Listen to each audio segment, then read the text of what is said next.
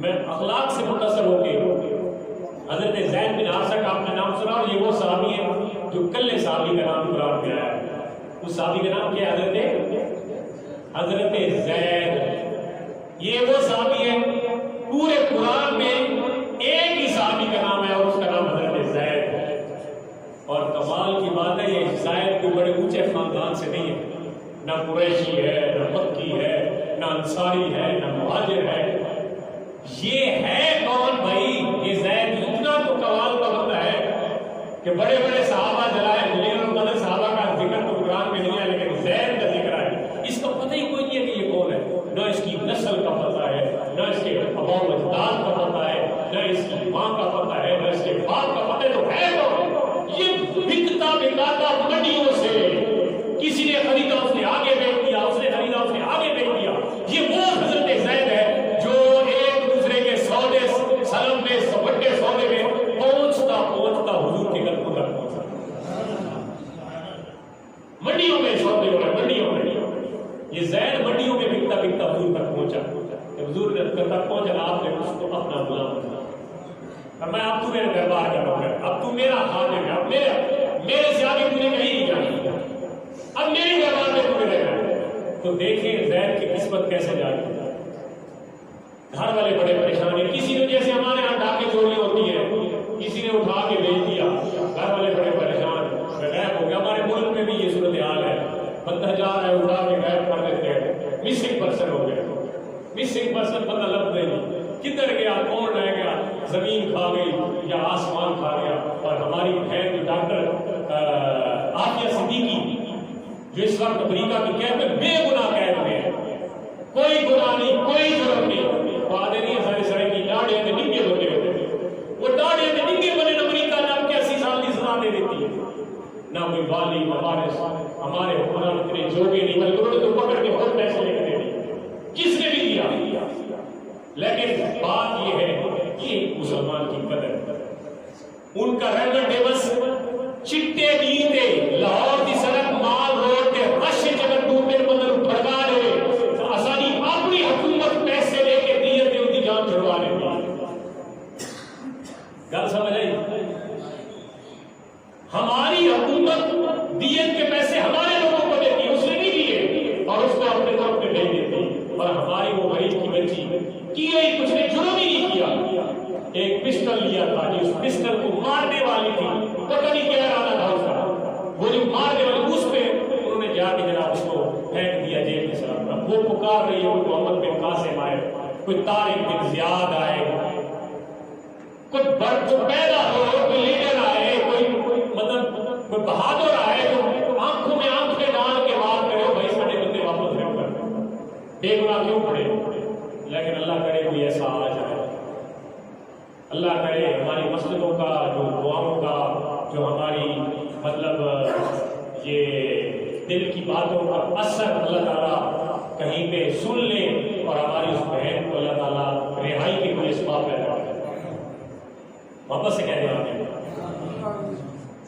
حضرت زید جب پہنچے نا تو حضور نے فرمایا اب پورے بس آخری طرح داخل ہوا ہے.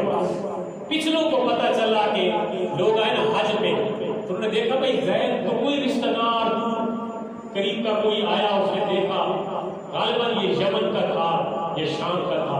ادھر سے جب اس نے دیکھا نا کسی نے کوئی جان پہچان تھوڑی بہت ہو گئی، زید کو کسی نے دیکھ لیا. وہ جب حج پہ واپس گئے نا مہینے لگ جاتے تھے آنے جانے، تو گئے تو انہوں نے ایک پیغام بھیجا کہ تمہارا پتر نے دیکھا کہ گھوم رہے ہیں، وہ تو مکے میں ہے.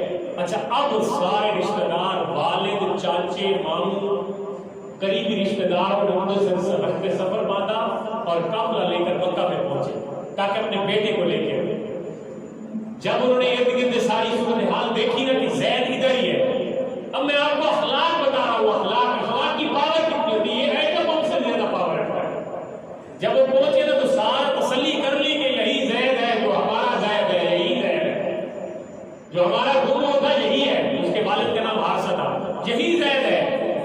تو جب آئے نا دیکھا تو ملے بڑے، اور بچھڑوں کو جب ملاقات ہوتی ہے تو آپ خود اندازہ لگائے سالوں بعد پتہ ملے اور کسی کے ملنے کا پتہ بھی نہ ہو اور مل جائے تو کتنی خوشی ہوتی ہے. جب ملے نا तुजारो कदार बाप बेटा चाचू भतीजे रोने लगे। जब बिछड़े हुजूर की बारगाह में अर्ज करने लगे, हुजूर हमारा बंदा मिल गया, हमें इससे ज्यादा और कुछ नहीं चाहिए, आप मुंह मांगी कीमत मांगे, हम आपको अदा करने के लिए तैयार हैं, ये ज़ैद हमें वापस कर। पैसे बोलो, ज़ाहिर है किसी पैसा ना लिया, पैसे बोलो कितने पैसे लेंगे? तो आपने फरमाया भाई मुझसे बात कर लो, लेने की इससे पूछ लो, अगर ये तुम्हारे साथ जाना चाहता है तो उसको ले जाओ। अब उन्होंने कहा जी हमें टाइम दे, ले जाओ। हजरत ज़ैद को लेके साइड पे गए, उनसे जनाब कहा कि बाप ने कहा मैं तेरा बाप हूँ, चाचों ने कहा हम तेरे चाचे हैं, ये फलां फलां रिश्तेदार तेरे आए खड़े, क्या है पागल है तू, अकेली गलियों में घूमता है, ना तेरा घर है ना बाप, ना तेरा माँ है ना बाप, तो तेरा जो है इधर क्या पड़ा, चल घर चलते हैं, छोड़ बच्चे को, चलते हैं घर। तो उसने कहा एक डिमांड है मेरी, एक शर्त पे मैं जाना चाहता हूँ। तो पूरी तो खुश हो गए कि भाई शर्त एक ही है, तो क्या कहने लगा भाई एक शर्त है मेरी, एक शर्त मान ले, मैं तुम्हारे साथ वापस चलने के लिए तैयार हूं। कहते हैं कि जिधर हम जा रहे हैं, जिस जगह वापस जा रहे हैं, उधर इस जैसी खूबसूरत शक्ल भी वहां पे होगी, मोहम्मद जैसी शख्सियत भी वहां पे होगी, अगर उधर भी इस जैसा कोई शख्स मौजूद है तो मैं तुम्हारे साथ चलने के लिए तैयार हूं। अल्लाह, क्या जवाब दिया? कोई जवाब नहीं, चाचे ने ठुकरा दिया। वालिद की जो शफकत पितरी होती है वो भी खत्म हो गई। उसने कहा जी ये शक्ल अगर उधर मुयसर है और ये हस्ती उधर है तो मैं तुम्हारे साथ आने के लिए तैयार, लेकिन अगर उधर नहीं है तो मेरा सारा कुछ इनके कदमों पे कुर्बान है, सारा कुछ इनके कदमों पे कुर्बान है। अब आप सोचिए जरा, जो बाप सालों बाद बच्चे को मिला हो और बच्चे के इनकार के बाद वो वापस जा रहा हो तो कितने बोझ में पूछे जा रहा होगा। लेकिन बाप ने बेटे ने तरजीह किया कि उसने कहा इस हस्ती जैसा तो पहना तो मुझे मिला ही नहीं, मुझे माँ जितना प्यार इधर से मिला, मुझे बाप जैसी शफकत भी इधर से मिली, मुझे भाइयों जैसी मोहब्बत भी इधर से मिली, कायनात की किसी चीज की कोई कमी इस दरबार में नहीं। सो वो ज़ैद फिर हुजूर के पास ही रह गए। और ये एक वक्त वो था कि हजरत ज़ैद को अल्लाह के प्यारे महबूब ने अपनी जो फौज थी ना उसका सुप्रीम कमांडर बना दिया था, जनरल आर्मी चीफ बना दिया था अपनी फौज का ज़ैद को। और फिर वो ज़ैद वो कि लोग जब ये चले गए ना वापस वालिदैन तो लोगों ने कहना शुरू कर दिया ये तो ज़ैद बिन मोहम्मद है, ये ज़ैद है हुजूर का बेटा, ये है हुजूर का बेटा, ये दुनिया कह के पुकारते थे। फिर अल्लाह ने मना फरमाया, अल्लाह ने फरमाया उदउहुम लिआबाइहिम फइन्नहु अक़सतु लिल्लाह, फरमाया कि जिनका पुत्र होवे ना उससे नाम पुकारो, दूजे दे नाम ना पुकारो, जिनका बेटा होवे उससे नाम पुकारो, ज़ैद बिन मोहम्मद न कहो, ज़ैद बिन हारिसा ही बेहतर है।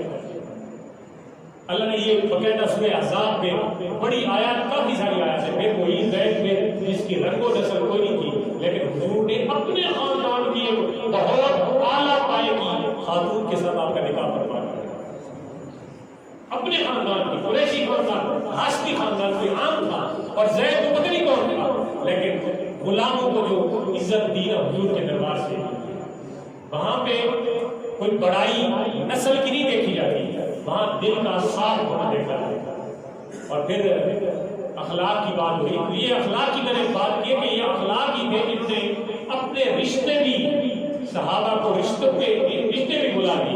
हुजूर का अखलाक अपना प्यारा था।